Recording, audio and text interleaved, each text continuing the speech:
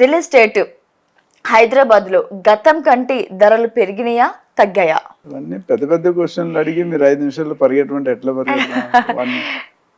Short and sweet కట్టే కొట్టే తెచ్చి మాకు చెప్పండి. ఎందుకంటే మా జనాలు అంత క్యూరియాసిటీతో ఉన్నారు, ఏంటి భూములు కొందాము అని ఒక ప్లాన్ తో ఉన్నారనమాట. హైదరాబాద్ ఒక 2008లో బబుల్ బర్స్ట్ అయింది యుఎస్ రెసిషన్ వల్ల. దాని తర్వాత ఎప్పుడు కూడా ముందడిగే కానీ వెనకంజ లేదు. అప్పుడు ఒక్కసారి మన సామెత ఉంది కదా, సింహం ఒక అడుగు వెనక్కి వేస్తే 10 అడుగులు ముందుకేస్తారు. అక్కడ ఒక అడుగు వెనక్కి వేసారు, ఇప్పుడు 10 అడుగులు ముందుకే ఉంది. So every day by day real estate పెరగడమే కానీ తగ్గడం అనేది అరుదుగా జరుగుతుంది, అంటే వెరీ రేర్. అండ్ మీకు అంత ముందు వీడియోలో కూడా చెప్పుకున్నాను, ఈ హైదరాబాద్ లో రియల్ ఎస్టేట్ పెరిగిందా లేదా అనే నిదర్శనానికి కేసీఆర్ గారే. ఎలక్షన్ సిటీలో ఓట్లు మొత్తం కేసీఆర్ పడ్డాయి, అవుట్ సైడ్ ఒక్క ఓటు పడలేదు. ఎందుకంటే 10 రూపాయలది 100 రూపాయలు అయింది, 100 రూపాయలది 1000 రూపాయలు అయింది, 1000 రూపాయలది 10,000 అయింది. So all citizens of Hyderabad are all public of Hyderabad are very happy with the previous government. Having said that, మరి ఇప్పుడు కేసీఆర్ గారు లేరు కదా, రేవంత్ రెడ్డి గారు అంతకంటే ఫాస్ట్ పరిగెడదామని ఉత్సాహం కనిపిస్తుంది, ప్లాన్ ఉంది.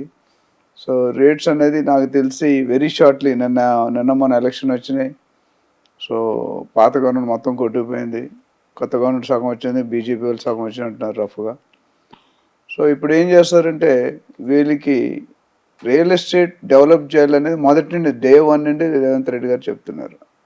నా రియల్ ఎస్టేట్ నాకు అవగాహన ఉంది, నాకు ఫుల్ నాలెడ్జ్ ఉంది, నా focus maximum focus real estate మీదే ఉంటుందండి. సో రేట్లు అనేది హైదరాబాద్లో పెరిగిందా తగ్గిందా, హైదరాబాద్ తగ్గింది అనేది మైండ్లో తీసేసండి, పెరిగిందా ఎంత పెరిగిందని అడగాలి మీరు. సో గత 7 నుండి 8 నెలలుగా రియల్ ఎస్టేట్ రేట్లు పెంచలేదు. దానికి కారణం ఏంటంటే ఎలక్షన్ కోడ్, అసెంబ్లీ ఒకసారి వచ్చింది, లోక్సభ ఒకసారి వచ్చింది, దానివల్ల కొద్దిగా 5-6 నెలలు చాలా అంటే స్టాగ్నేట్ అయిపోయింది, రేట్లు పెంచలేదు. అట్లని బిజినెస్ జీరో అవ్వలేదు, బిజినెస్ అయితే జరుగుతుంది. 4,000 నుండి 5,000 ట్రాన్సాక్షన్లు 2-3% ఎక్కువే జరిగిందని, తక్కువ జరగలేదు. ఈవెన్ ఎలక్షన్ కోడ్ టైంలో కూడా డిసెంబర్ నుండి మనం చూసుకుంటే రేవంత్ రెడ్డి గారు CM every month after month 2%, 3% పెరుగుతూనే వచ్చింది కానీ తగ్గుతూ రాలేదు. ఇప్పుడు మెయిన్ ఏంటంటే స్టాంప్ అంటే భూమి వాల్యూస్ పెంచాలని లాస్ట్ టైం మనం మాట్లాడుకున్నాం. ఒక ఎక్సర్సైజ్ అయితే గవర్నమెంట్ వారు చేస్తారు సంబంధిత అధికారులు. అదేవిధంగా స్టాంప్ డ్యూటీ, రిజిస్ట్రేషన్ ఛార్జెస్ పెంచాలని కూడా ఆలోచనలో ఉన్నారు. సో ఎంత లేదన్నా 10-12% అనేది గ్యారంటీగా అతి త్వరలో, ఇవి 1-2 నెలలు అని చెప్పలేని అధ్యయనం అయిపోయిన తర్వాత డెఫినెట్గా రేట్లు పెరిగితే ఎవరైనా ఒకవేళ ఇప్పుడు కొనుక్కుందామా లేదా అని ఆలోచనలు ఉంటే మాత్రం కొనుక్కోవడం బెటర్. కొంతమంది అడ్వాన్స్ ఇచ్చి వెయిట్ చేస్తుంటారు, ఇంకేమైనా తగ్గుతుంది. వాళ్ళు అడ్వాన్స్ ఇచ్చింది ఈ రిజిస్ట్రేషన్ స్టాంప్ డ్యూటీ పెంచే లోపు కొనుక్కోవడం మంచిది రిజిస్ట్రేషన్. లేదంటే దే విల్ బి పేయింగ్. ₹1,00,00,000 కట్టాల్సిన దగ్గర 1,10,15 లక్షలు కడతారు. There is straight increase of 10 and భూమి రేట్లు పెరుగుతున్నాయి కాబట్టి ఇంకా వాల్యూ పెరుగుతుంది. ఇప్పుడు ఏమైందంటే భూమి రేటు, గవర్నమెంట్ రిజిస్ట్రేషన్ వాల్యూ వేరు, మార్కెట్ రేట్ వేరు, చాలా వ్యత్యాసం ఉంది. ఆ వ్యత్యాసాలే తగ్గమని అధ్యయనం చేయమన్నారు. ఎక్కడ తక్కువ ఉందో అక్కడ పెంచాలి, ఎక్కడ ఎక్కువ ఉందో అక్కడ తగ్గాలన్నారు. సో కొనుక్కునే వాళ్ళు ఎవరైనా ఉంటే మాత్రం డెఫినెట్గా ఫాస్ట్ ఫార్వర్డ్ చేసుకోవడం మంచిది. ఒక నెల delay will cost them 10 lakhs more if it's 1 crore. అంటే 10% మోర్ అంటే ₹1,00,00,000, 10 లక్షలు ఎలా అయినా కట్టాలి. దీంతో పాటు భూమి వాల్యూలో 10 లక్షలు పెరిగినప్పుడు అదేవిధంగా స్టాంప్ వాల్యూ ఎంతో కొంత పెరిగే అవకాశాలు ఉన్నాయి. సో ఇక్కడ 10 లక్షలు పెడితే అక్కడ ఇంకొక ₹1,00,000 ఎక్స్ట్రా పెడతాయి స్టాంప్ డ్యూటీ మీద. సో అది చూసుకోవాలి. ఇక్కడ 2 క్యాస్కేడ్ డబుల్ స్పిన్ అటాక్ అంటాం క్రికెట్లో. అంటే ఇటుపక్క అటుపక్క స్పిన్ వేస్తే జనరల్ టైట్ అవుతుంది బౌలింగ్. సో ఇక్కడ కూడా భూమి బేసిక్ వాల్యూస్ పెంచుతున్నారు, అక్కడ స్టాంప్ డ్యూటీ, రిజిస్ట్రేషన్ పెంచుతున్నారు. సో ఈ 2 పెంచినందుకు పబ్లిక్ సెల్లర్కి బెనిఫిటే కానీ బయ్యర్కి అనేది కొద్దిగా లాసే. గవర్నమెంట్కి ఆల్వేస్ బెనిఫిట్, ఎందుకంటే డబ్బులు వస్తాయి, వాళ్ళకి ఎంత పెంచితే అంత డబ్బులు వస్తాయి. ఆల్రెడీ మనం మాట్లాడుకున్నాం, 70,000 నుండి 80,000 ఇన్కమ్ మన real estate direct and indirect సోర్సెస్లో వస్తుంది. ఇప్పుడు ఇంకో 10% పెడితే ఆ 10% 80,000 కోట్లు, 90,000 కోట్లు అవుతుంది. సో గవర్నమెంట్ ఏ టైంలో కూడా, ఏ క్షణంలో కూడా లాస్ అనేది ఉండదు. Seller is more happy, builder is more happy. Happy ఎవరు కాదంటే కొనేవాడు. నువ్వు కొనుక్కుంటున్నా కూడా ఇమీడియట్గా కొనుక్కో, లేట్ చేయకుండా. లేకపోతే మీరు పెట్టే డబ్బులు మీరు కూడా, అందరికీ అదే అవుతుంది, మీకు కూడా అదే. మీరు ఇప్పుడే అడిగారు కాబట్టి కొనుక్కోవాలని, డెఫినెట్గా ముందు ఫాస్ట్గా చేసుకుని fast engineering course crash course అని ఉంటుంది.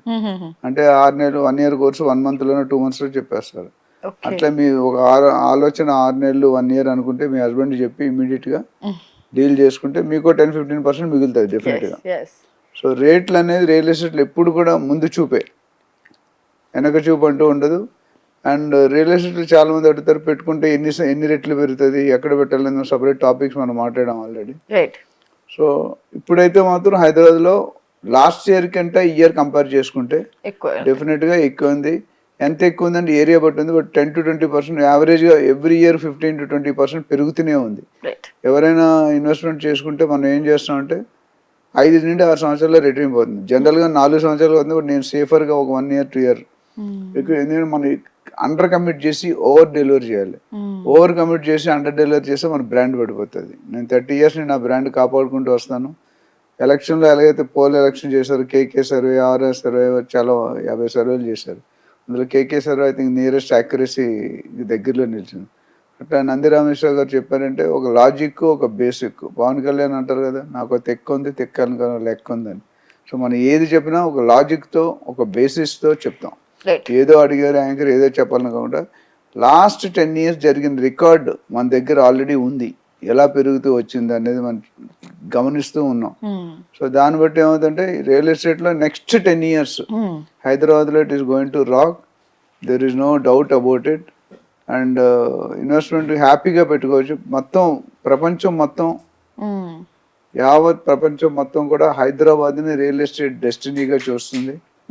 సో ఆ రియల్ ఎస్టేట్ డెస్టినీలోనే మనం అందరూ మన హైదరాబాద్ నచ్చిన వాళ్ళంటూ ఎవరు లేరు. బయట నుండి ఏ రాష్ట్రం నుండి వచ్చినా, ఏ కంట్రీ నుండి వచ్చినా Hyderabad is the best place for living.